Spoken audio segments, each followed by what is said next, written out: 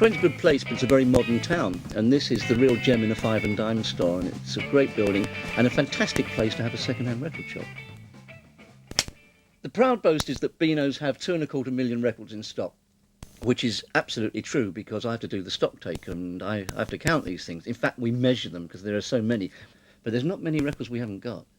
This is the ground floor, level 1. What have we got?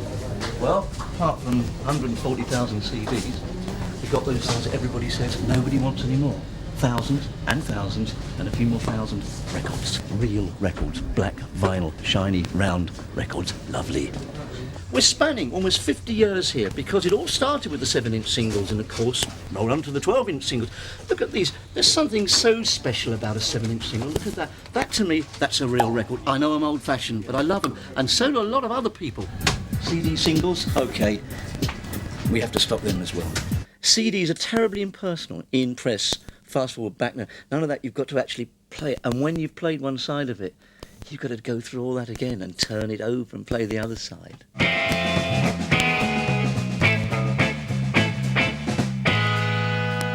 So this is the only place where you can get it all, there's nowhere else, is there?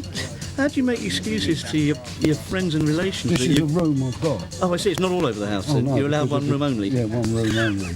And then I had to convert it from a bigger one to a little one. So the boy now has got a small one.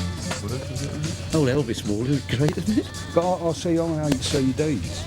I burn them because the sound's meant, and this is truthful. Where's it there to get this CD thing? Who brought it in? Can't play LPs in the car. Can't stick a CD on the wall neither, can you? You know what I mean? Truth. A record collector is somebody who will study their subject and want to collect everything either of that style, of that artist, that label or whatever else. That is a true collector. Really? A collector has a hunger. There's a hunger for the records he wants to buy or wants to find, and that will drive them. And I can see this in people's eyes here in the shop. I see people flicking through racks with minimal emotion until they suddenly pick up the one record and they go, yes, it looks like they've just been plugged into the mains. They go, I've been looking for this for ages. And that is the record collector. Level 3.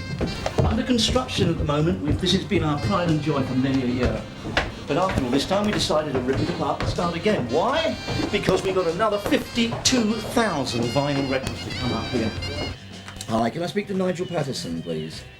Nigel, it's David from Beanos Records. Hiya. You sent us an email about some Beatles records you've got. It's the mono copy and everyone's basically after the stereo. You can get hold of the stereo copy. It sells for in the region of £300. So I'm sure you're aware one of the first item you've got on the list here, Back to the Egg Wings picture disc.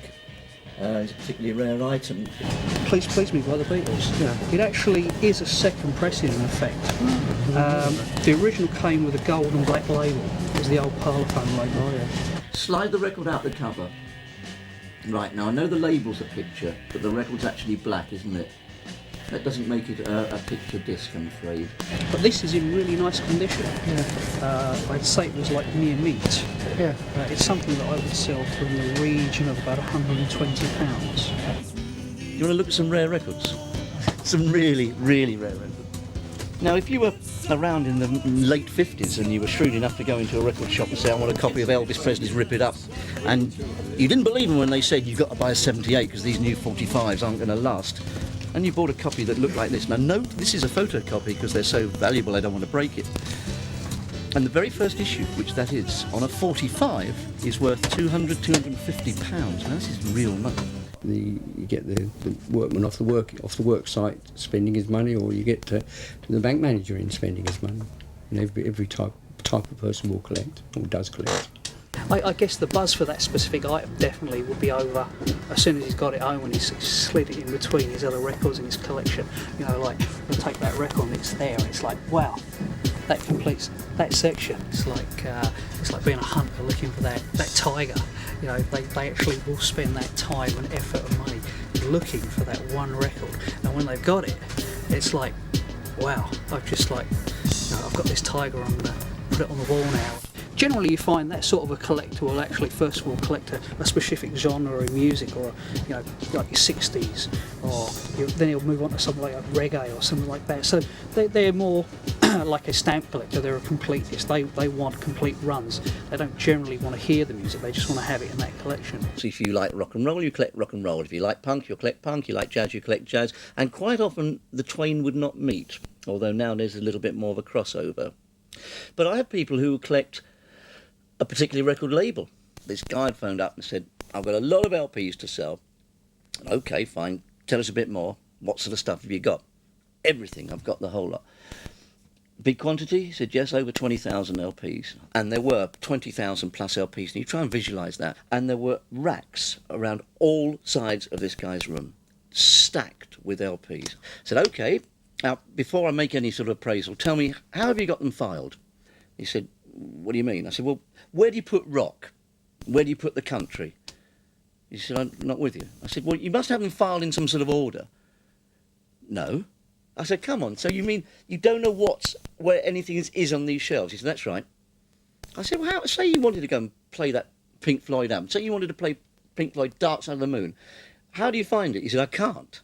I just come in and I just grab something and put it on and play it. I don't know what it's going to be. And it's always a great surprise. Record collecting generally is a guy thing, although I'd like to think there are ladies out there who like to come in and buy things. But generally what we find is we get the slightly older lady coming in to buy an expensive record for their husband or lover, shall I say. It's very cool to have LPs. It's particularly cool to have early LPs.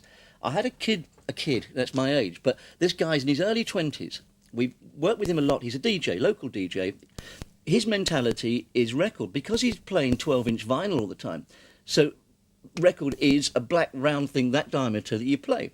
And he came up to our level 3 the other day when Tony and I were working, and he said, I wanted to see some of your Miles Davis stuff. And we showed him a really beautiful 1950s 10-inch LP, and this was just gorgeous. And the guy just said, I want that. I want to take that. And I went on and I said, look, it's not wonderful condition. He said, it doesn't matter. I don't want to play it. And I said, you don't want to play it? What you buying it for?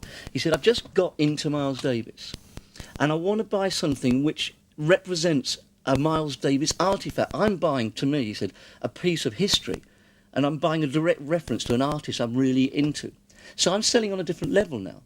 This guy's not just buying it to play, he's buying it to hold, to have, to show off, and be part of his house. They do risk being laughed at by other people.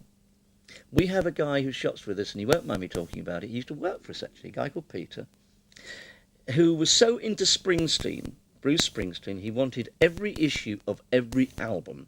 So he would buy Born to Run, and on the back it says printed in Brazil. And on the next one it will say printed in Madrid, and another one will say printed in Venezuela. But the front covers are identical.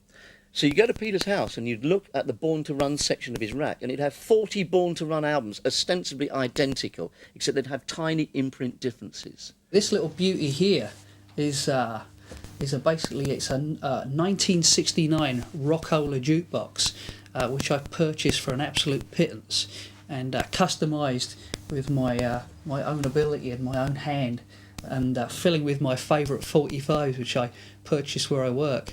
This, to me, shows you how music is so important to me, and the ultimate jukebox is the Rockola. Rock and roll. Be good to rock and roll be good to you.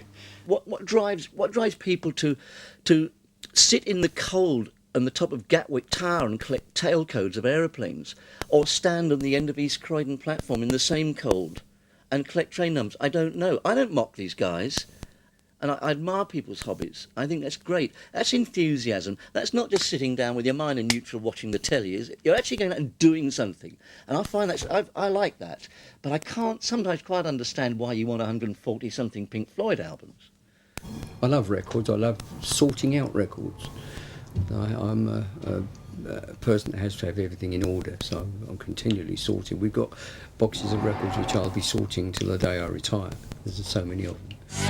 The whole collecting side of things, be it records or be it stamps, once it's in your blood, it's hard to get rid of. And sometimes I wish I could get rid of it because you end up spending a fortune sometimes. It's a difficult one because for me, I don't like people knowing I've got a record collection. Does that make sense? And I don't want the world to know I've got a record collection. It's a horrible thing to say, but in this day and age, you've got to be so careful because there's so many scumbags out there who want to come and nick your stuff, you know. And if I caught someone in my home, I don't think I could be held responsible because I would actually go doolally. I think I'm lucky because I was brought up on music and brought up on records. So, you know, having an Elvis Presley selling out to play when I was 12 years old made a big difference. You know, I guess there was a lot of kids out there who didn't have that privilege. You know, I was lucky. I got to Frisbee records that I didn't like. You know, then my dad would bring me some more home. I think there's something really special about particularly buying a record that you had before. And a lot of our market are those sort of people that maybe had a record in the 60s or 70s and they gave them away, or they disappeared into those black hole parties where we took our records to and never brought them back, and goodness knows where they ever went. And by picking up a record which is ostensibly the same items they had, it'll look the same, it has the same cover, the same feel, it is an LP or a 45 of that year. Suddenly when you pick up something like that, you can look at it and bang, you're back into that time again. You can smell the day, it'll jog all those memories. It could be your first love affair, it might be your first drive in your new car. You can just feel an era and a time. And the record serves to almost encapsulate or trigger that reaction. It's one of those sort of situations where it's something that's very sacred to you. You know, and having said that, I tell you what, if I could have 3 minutes with my mum again, you could take the whole lot with you now.